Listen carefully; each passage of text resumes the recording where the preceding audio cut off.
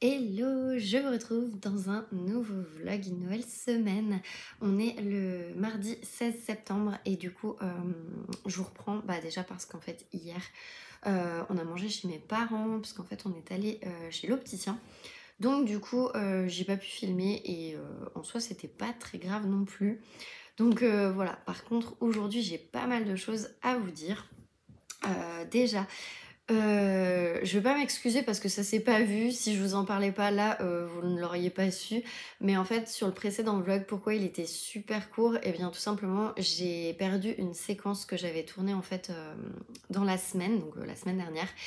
Je ne sais pas où est passée cette séquence. Elle est perdue dans les fins fonds d'iCloud et j'ai tout fait pour essayer de la récupérer. Je ne l'ai pas récupérée, je ne sais pas où elle est.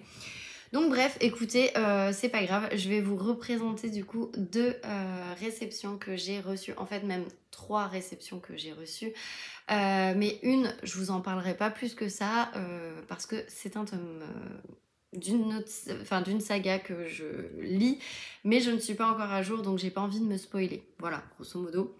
Mais du coup, effectivement, la semaine dernière, j'ai reçu les validations de NetGalley pour recevoir 3 romans. Le premier, c'est bien évidemment un de mes auteurs chouchou. Pourtant, j'en ai pas lu beaucoup de romans de lui, j'en ai encore plein dans ma palle. Mais voilà, cette année, c'est la bonne. Je sais que je vais ressortir en tout cas ces romans. En gros, je vous parle tout simplement de Ragnar Jonasson, puisque du coup, son prochain roman, qui est Un calme blanc, va sortir. Donc, je me munis de mon iPhone, qui vient de passer la mise à jour, donc il est encore plus lent qu'avant. Cet iPhone, c'est bientôt plus celui-là que j'aurai, parce que là, je vous cache pas que le 12 commence un peu à être fatigué. Mais en soi, il peut, hein, il a 5 ans, donc j'ai envie de vous dire, c'est normal. Moi, je préfère les user, hein, mais là, il est vraiment usé. La batterie, c'est simple, hein, j'étais en télétravail, je ne l'ai presque pas utilisée, elle est à 41%. Voilà, voilà. Bref, donc je vous disais, j'ai reçu mon premier livre, donc c'est Un calme blanc de Ragnar Jonasson. Je vais vous lire le résumé. Donc il faut savoir déjà que ça fait partie de sa saga, puisque du coup le livre qui est sorti l'année passée, c'était La mort en blanc, qu'on avait lu avec mes copines du coup Justine et Audrey. Donc là bien évidemment on va le lire aussi ensemble, on change pas une équipe qui gagne. Et voilà, et en fait donc pour vous dire, celui-ci il sort le 3 octobre et du coup nous on va le lire la semaine du 3 octobre en fait, enfin j'allais dire la dernière semaine de septembre, mais septembre et octobre vont être à cheval sur la même semaine, donc voilà, grosso modo on va le lire à ce moment-là.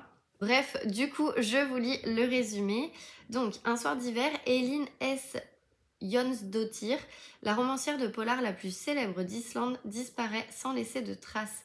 Elle menait pourtant une vie paisible en apparence du moins. Or voilà, plus d'une semaine que personne ne l'a vue. Aucun signe de lutte, aucun indice.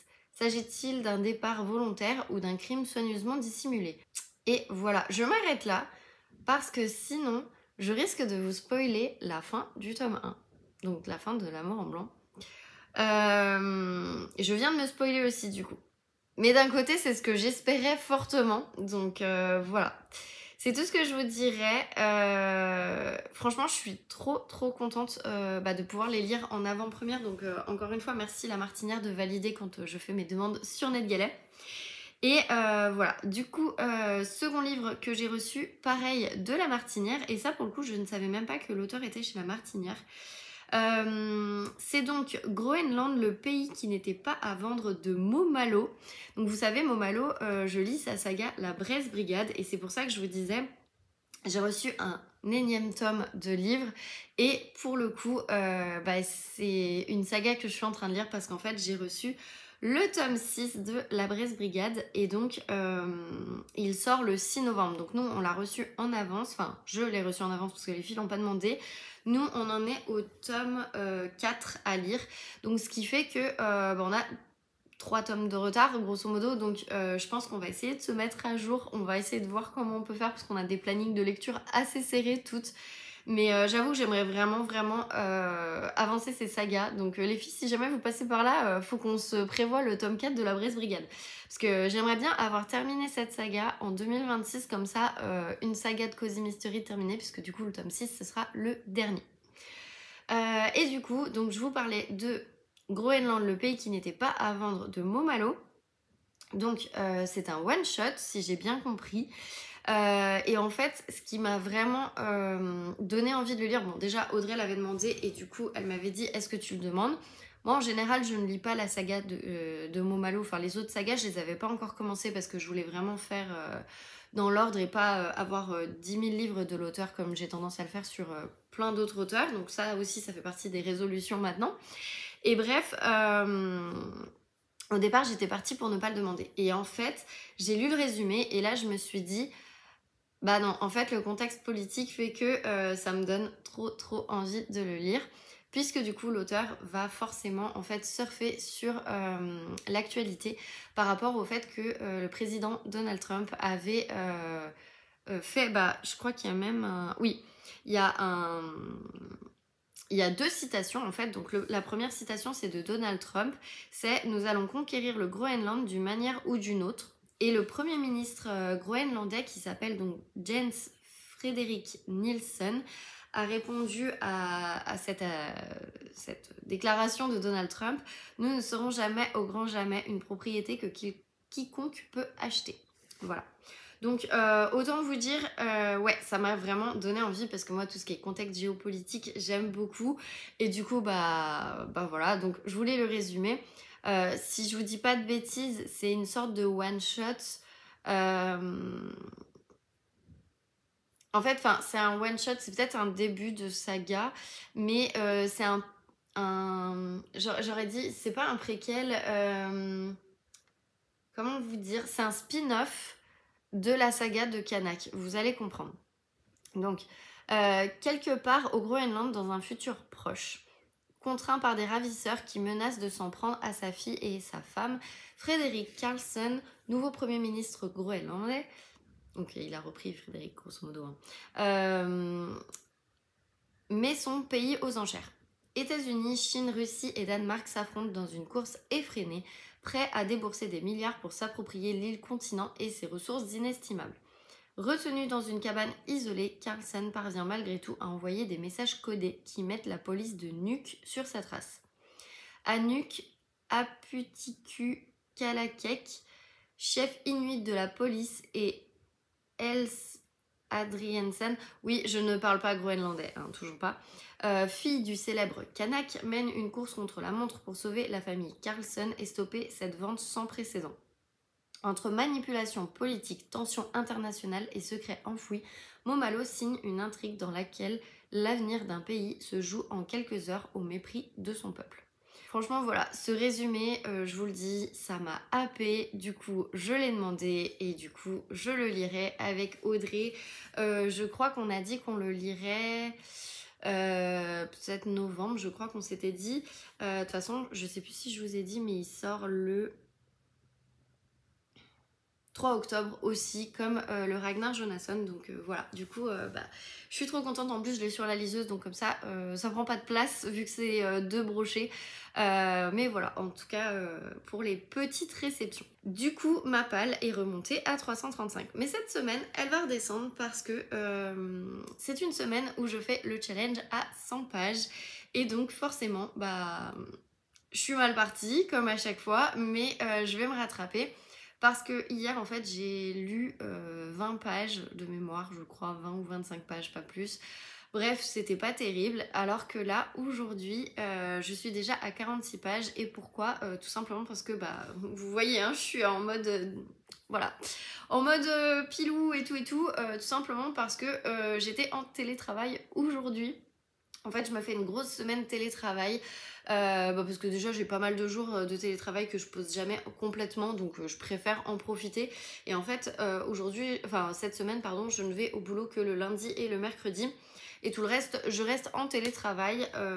Voilà grosso modo, parce que demain midi on doit aller acheter un cadeau de naissance pour un collègue, donc voilà. Bref, je voulais aussi vous montrer où est-ce que j'en avais été de cette fin de coloriage, parce que du coup je vous avais montré une partie mais tout n'était pas fini. Et finalement je voulais juste vous montrer que voilà, j'ai terminé pour le coup ce petit coloriage. Et finalement je lui ai fait un fond. J'ai trouvé que c'était plutôt pas mal de faire le fond. Donc voilà, je suis toujours un peu deg d'avoir raté les yeux de cet écureuil tigre. Je sais pas trop quel animal j'ai voulu faire. Bref, c'est pas très grave.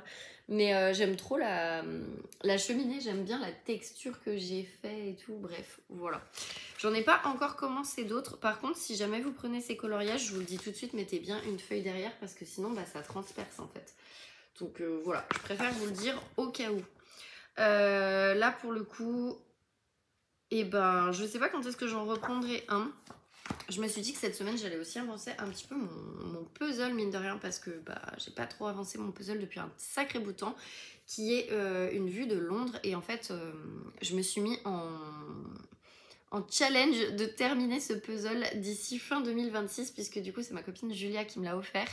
Et j'avais terriblement envie en fait tout simplement de le terminer, parce que si j'ai demandé c'était aussi pour ça, pour en faire. Et en fait j'ai eu une frénésie à un moment donné, après j'ai arrêté, après j'ai repris, et là je me suis dit mais si en fait j'ai trop envie d'en refaire. Seul souci c'est que je suis obligée de me mettre devant la télé sur le tapis parce qu'il est assez grand. Donc voilà, écoutez, c'est pas grave, c'est comme ça.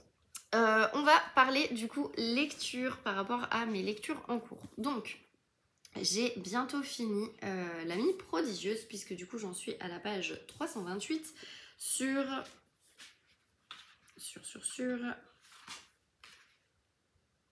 389. Donc autant vous dire, il y a possibilité qu'il soit terminé là dans cette semaine. J'aimerais vraiment pour en reprendre un autre, enfin peut-être en commencer un autre, mais après reprendre aussi avec Audible parce que j'ai bientôt terminé tous mes crédits. Mais voilà, en tout cas je suis plutôt contente parce que jusqu'à maintenant j'arrive quand même à bien les avancer, à bien terminer 15 heures de crédit qui sont sponsorisés par ma carte bleue. Et bien en fait c'est largement suffisant pour moi, j'ai pas besoin d'avoir plus. Et puis du coup j'ai aussi acheté des livres sur Audible, donc ça me permet aussi d'avancer mes livres sur Audible. Donc voilà, mais grosso modo je sais déjà lequel j'utiliserai. Enfin, il me restera, je crois, 1 heure à peu près. Et en gros, sur cette heure qui me restera, je sais déjà quel livre je vais écouter parce que ça fait partie des livres d'automne. D'ailleurs, ma vidéo sur ma palle d'automne va bientôt arriver. Il faut que je la tourne ce week-end, en fait, tout simplement. Là, je vous avoue que ces derniers temps, c'était ultra complexe. J'étais à droite, à gauche. Et là, c'est une semaine un peu plus calme, ce qui fait que je vais pouvoir faire plus de choses et notamment vous sortir la deuxième vidéo que j'ai promis et que je ne sors pas depuis 2 semaines. C'est insupportable. Donc là, j'essaie de mieux m'organiser et pour le coup, ça fonctionne déjà pas mal. Donc voilà, bref. Donc pour vous parler rapidement de cette lecture, et en fait je suis toujours à fond dedans parce que je suis toujours dans cet univers de Naples qui change, de Naples qui évolue et la société va évoluer. Et en fait Elena et Lila vont évoluer mais pas au même moment.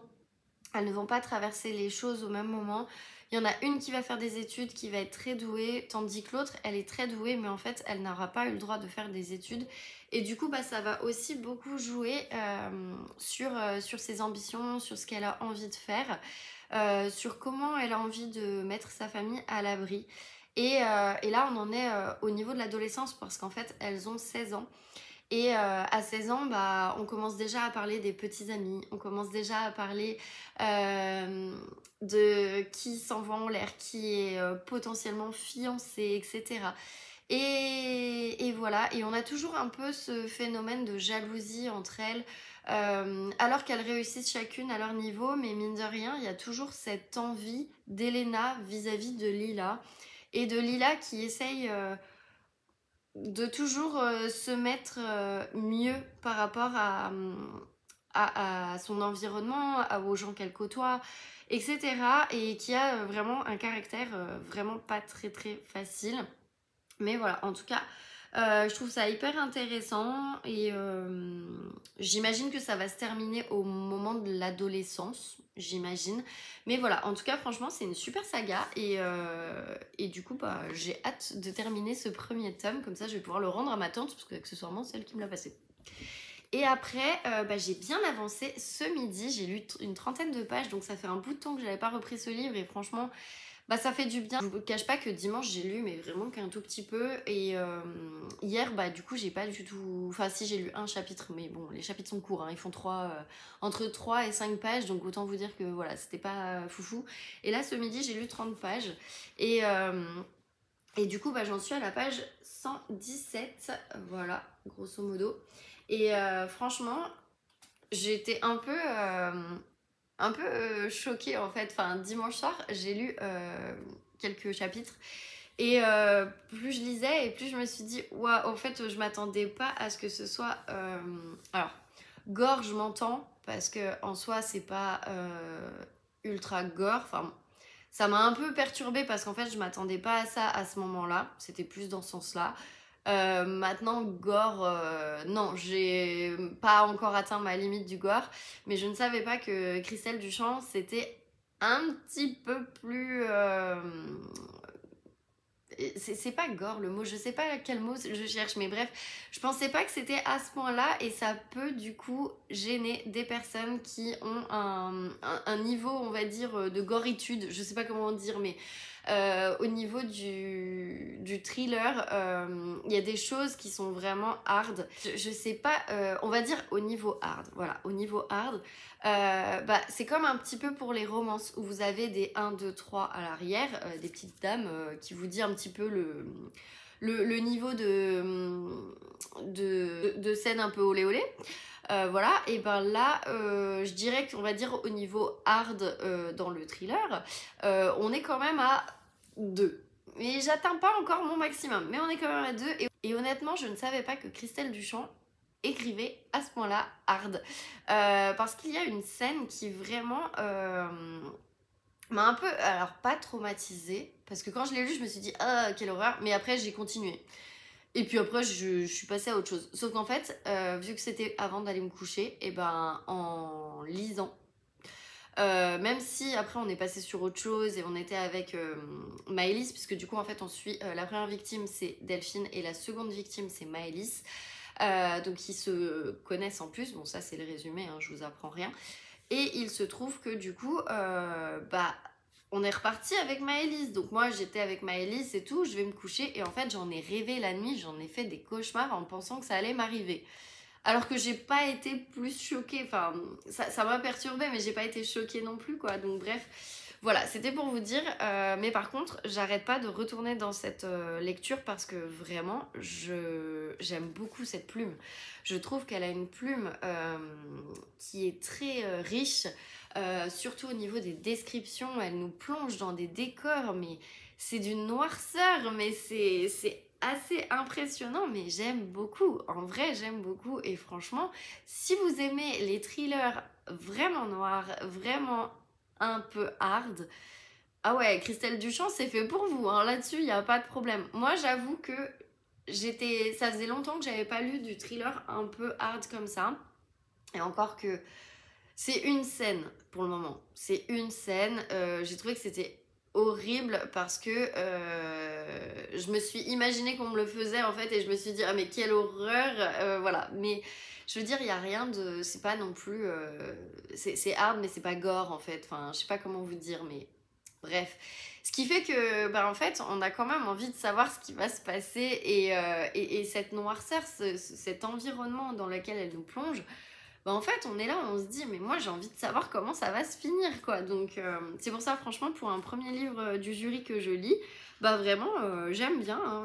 Je sais qu'il y en a plein là qui disent que c'est un peu long etc. Dans les membres du jury. Moi je partage pas trop cet avis parce que je trouve que vraiment c'est pas mal, ça... Il y a du rythme au contraire, je trouve. Après, c'est sûr qu'on installe l'histoire et je trouve que la façon de faire, avec des parties qui sont pas forcément un chapitre une personne, un chapitre une autre personne. On n'est pas sur un roman choral comme ça, mais on est sur quand même un roman où il y a plusieurs parties et on va suivre du coup plusieurs personnes. Et du coup, on va également suivre le détective donc, qui s'appelle Romain et qui est vraiment nouveau, on va dire, et qui en fait va être mis sur cette enquête parce qu'une des personnes va être retrouvée, je ne vous dis pas qui, mais elle va être retrouvée et dans un état vraiment pitoyable. Voilà, et en fait, on sait qu'il y a un côté très très psychologique. Je pense avoir compris certaines choses, notamment, on parle de toute façon d'une psychotraumatologue, donc je pense qu'il va y avoir le, le le sujet, on va dire, de la dissociation de l'identité, ce genre de choses, mais d'un point de vue d'une victime en fait, et pas d'un point de vue d'un agresseur. Mais voilà, je trouve que vraiment c'est un roman qui est pas mal, et du coup je découvre un peu cette plume et je la trouve vraiment hyper intéressante. Et franchement, enfin, j'aime bien, je trouve que c'est top. Enfin voilà, donc c'est vrai que ça me fait un peu renouer aussi avec des thrillers qui sont un peu plus hard dans la plume. On n'est pas que sur du thriller psychologique en fait, on est vraiment sur un vrai bon thriller noir. Et ça change au contraire des thrillers psychologiques que j'ai l'habitude de lire, qui sont un poil stressants, et ça mêle vraiment, bah oui, le psychologique, mais par contre on n'est pas dans du hard. Ça nous retourne les méninges, mais c'est tout en fait. Il n'y a pas vraiment de trucs hard, ou en tout cas dans ceux que j'ai lus, non. Donc voilà, mais en tout cas je suis trop contente parce que bah, c'est une première lecture qui me plaît beaucoup, et est-ce que je voterai pour elle? Honnêtement j'en sais rien parce que j'ai pas du tout lu les autres, donc je peux pas vous dire, mais pour le moment je trouve que c'est pas mal. Après à voir, je ne sais pas du tout comment ça va se terminer, donc j'ai hâte. De toute façon il faut que je lise 100 pages, donc autant vous dire que ça va pas tarder à arriver. Voilà. Bref, et ben écoutez, je vous laisse là pour le moment. Je pense que je vous reprends dès que j'ai terminé l'amie prodigieuse, parce que ouais, il me reste je vous ai dit 280. Ouais, il me reste même pas 60 pages, je pense. Donc je pense que ça peut être assez facilement terminé. Je dirais d'ici jeudi, ou à voir. Franchement, je ne m'engage pas. À chaque fois que je m'engage, je n'y arrive pas. Donc je ne m'engage pas, on verra. Voilà, voilà. Bref, et ben écoutez, je vais vous laisser là. Et puis je vous dis à tout de suite dans la suite, ce sera plus simple.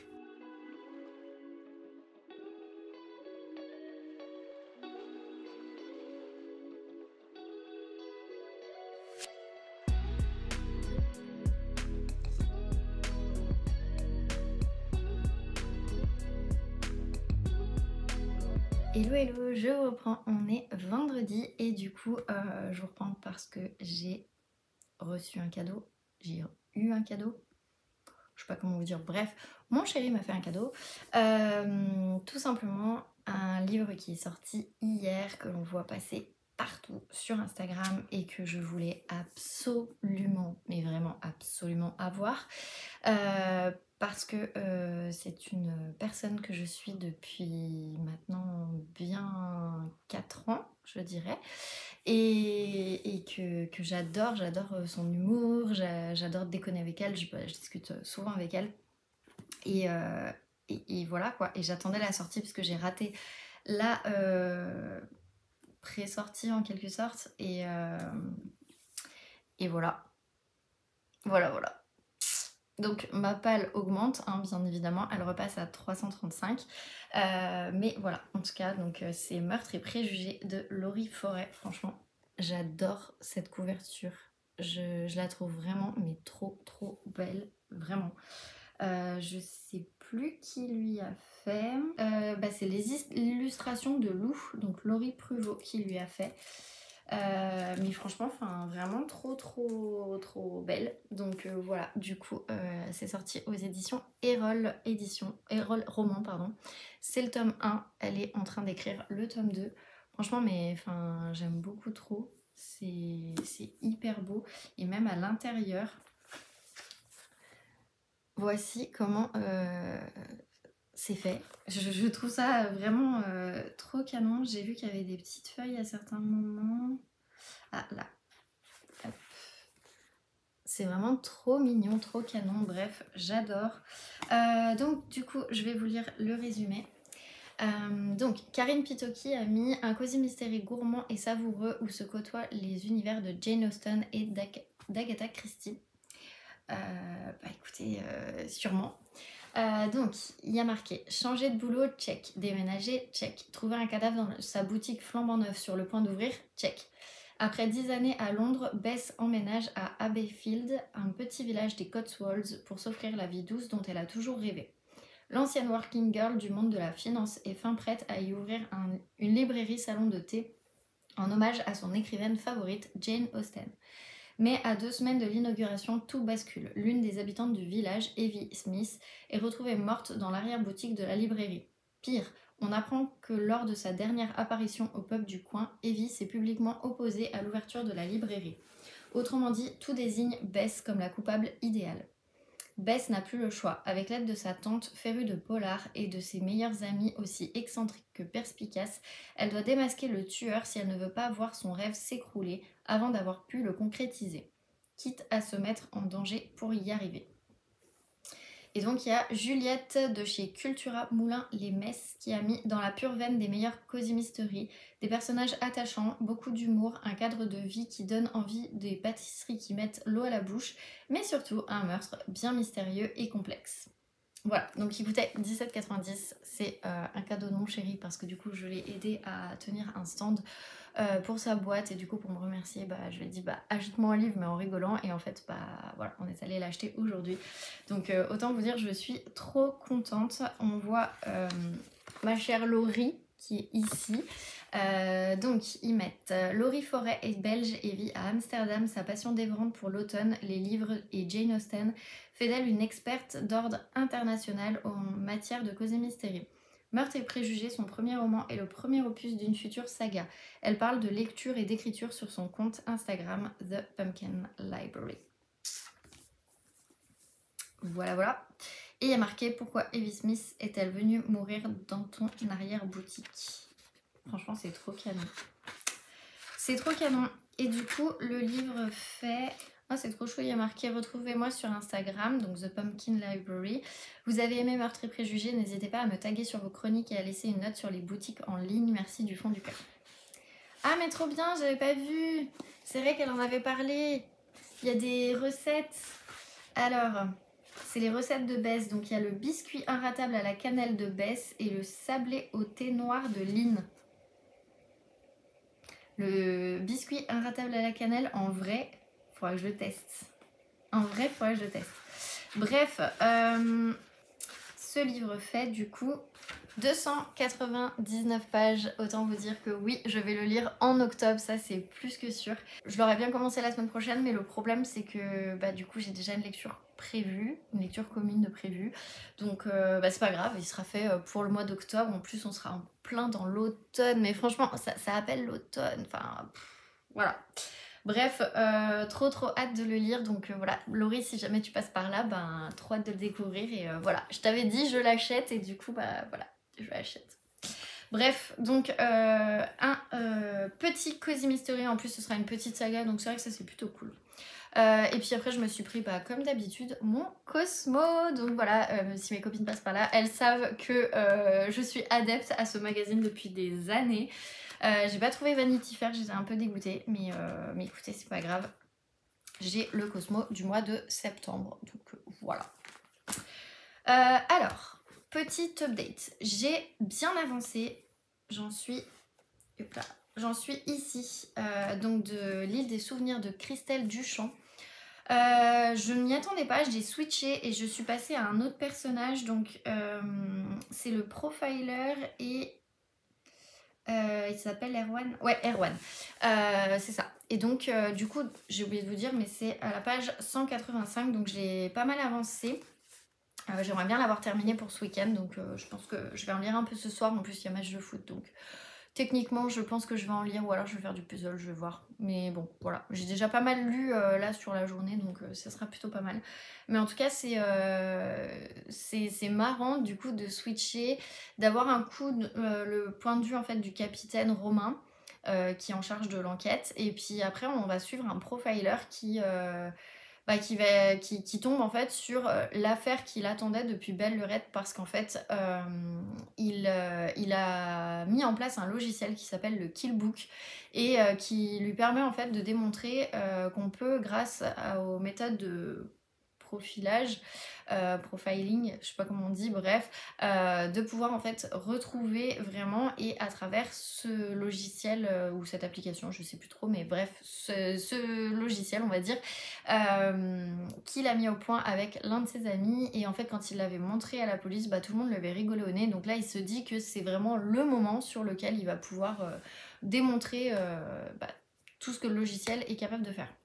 Ce que j'aime bien avec ce livre, c'est qu'à chaque fois qu'on arrive dans la tête d'un personnage, en fait, l'autrice, elle nous fait... Alors je sais que pour certains, ça peut être très long, mais moi, en fait, j'aime bien parce que ça nous permet vraiment de nous attacher au personnage, c'est de nous refaire un petit peu l'historique de ce personnage. Donc là, par exemple, avec Erwan, on va savoir que justement, il a mis en place ce truc, que ça vient pas comme ça au hasard, c'est qu'en fait, c'est venu de super longtemps, parce qu'il a fait pas mal d'études, il a étudié la psychologie, il a étudié tout ce qui était enquête de police, etc. Il a fait de la sociologie aussi. Et je trouve que c'est hyper bien parce que du coup, on s'attache vraiment en fait à tous ces personnages.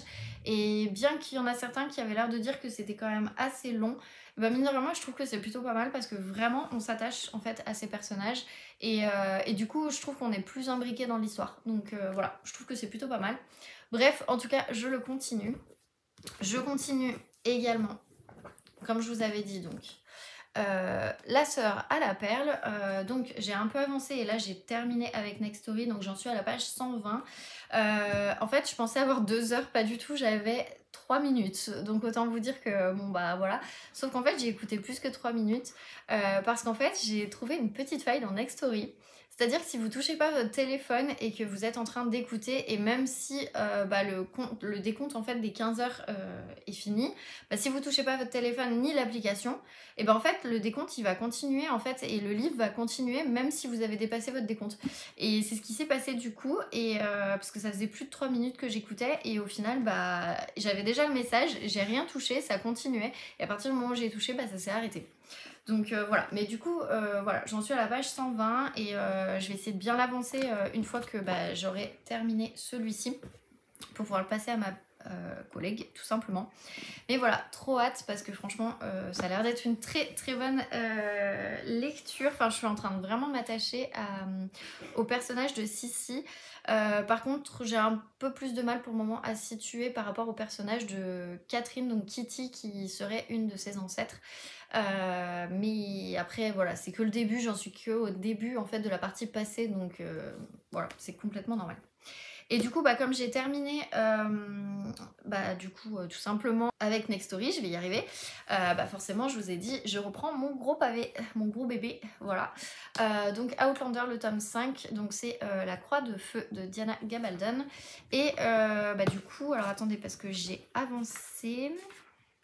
Voilà, donc j'ai avancé... Ah oui, et en plus, j'ai oublié de vous dire, mais j'ai mis mon très beau marque-page de Adelcha, donc c'est celui de Outlander en fait, tout simplement, où elle a mis un petit peu tous les trucs. Je trouve ça trop cool. Donc voilà, et du coup j'en suis à la page 284. Donc là le but c'est que d'ici fin du week-end, j'en sois au moins à la page, je dirais 300 et quelques, ce serait... Non, 284, je vous dis une bêtise, 350. Ça pourrait être pas mal, histoire de pouvoir l'avancer. Et comme ça, je pense que je pourrais regarder le premier épisode parce que ça me titille un petit peu d'aller regarder la saison 5. Donc voilà. Voilà. Et écoutez, je vous retrouve, je pense, dimanche. Je vais essayer de monter ce vlog samedi parce que... malheureusement, en fait, à part aller voir ma grand-mère, après le soir, on n'est pas là. En fait, on doit aller manger chez mes parents. Et le dimanche, on a le cousin de mon chéri qui est de passage à Lyon, donc du coup on va le voir et potentiellement ça peut... ça commence par un goûter pour peut-être finir par un resto. Donc je préfère vous monter le vlog demain. Comme ça, vous êtes sûr de l'avoir lundi. Moi, ça me stresse pas non plus. Je pensais avoir le temps et je vais voir, mais potentiellement, d'ici que vous ayez ce vlog, de toute façon, il sera sorti, mais ce sera la vidéo sur les produits terminés que je sors demain aussi. Je vais la monter ce soir et voilà, en fait, je vais faire plein de choses là pendant le match. Je pense que je vais pas y arriver. Mais bref, voilà. En tout cas, je suis toujours du coup sur ces 3 lectures et je vous dis où est-ce que j'en suis d'ici demain, voire dimanche matin au pire, et comme ça je montrerai que la séquence de dimanche. Je pense que je vais faire ça en vrai. Parce que si jamais je le termine samedi, ça m'embête en fait de pas pouvoir vous faire un update, et comme ça quand on reprend un nouveau vlog, c'est des nouvelles lectures. Voilà, bref, et écoutez, je vous reprends samedi ou dimanche. Vous, ça vous change rien, je vous reprends tout de suite en fait. Continuez cette vidéo. Hello, je vous reprends pour clôturer ce vlog. Rapidement, pour vous dire, j'ai un peu avancé mais pas tellement, j'en suis à page 204, donc voilà, ça fait ça pour l'île des souvenirs, donc de Christelle Duchamp. Du coup je pense que je le terminerai plus demain ou après-demain. Voilà, je vais décaler ma lecture commune mais c'est pas grave. Et pour Outlander, du coup j'en suis ici, donc page 334. Voilà, je pensais avoir plus écouté et finalement non. Donc écoutez, c'est pas très grave. L'essentiel c'est que je l'avance, mine de rien. Là j'ai toute la semaine pour l'avancer en plus, parce que du coup mon abonnement est remis à jour sur Nextory à partir du 26, donc vendredi. Donc voilà, du coup j'aurai largement le temps d'avancer, en tout cas celui-là. Et voilà, donc du coup c'est 2 livres en gros que j'avance et que du coup voilà, je dois lire, on va dire pour la semaine prochaine. Voilà, je vais pas faire plus long. Là je vous avoue qu'on a pris la pluie avec mon chéri, puisque du coup on était avec son cousin qui était là de Paris. On est allé chez Icône, je pense que vous aurez vu des petites images juste avant. Mais voilà, je veux pas faire long feu, j'ai pas grand chose de plus à vous dire. Donc voilà, tout simplement. En tout cas, je vous remercie de m'avoir suivi sur ce vlog. J'espère qu'il vous aura plu. N'hésitez pas à me dire ce que vous lisez en ce moment en commentaire, comme ça, ça me fera une petite idée un peu des personnes qui me suivent et de leur genre de lecture. Donc voilà, et puis écoutez, moi je vous reprends la semaine prochaine dans un prochain vlog. À plus.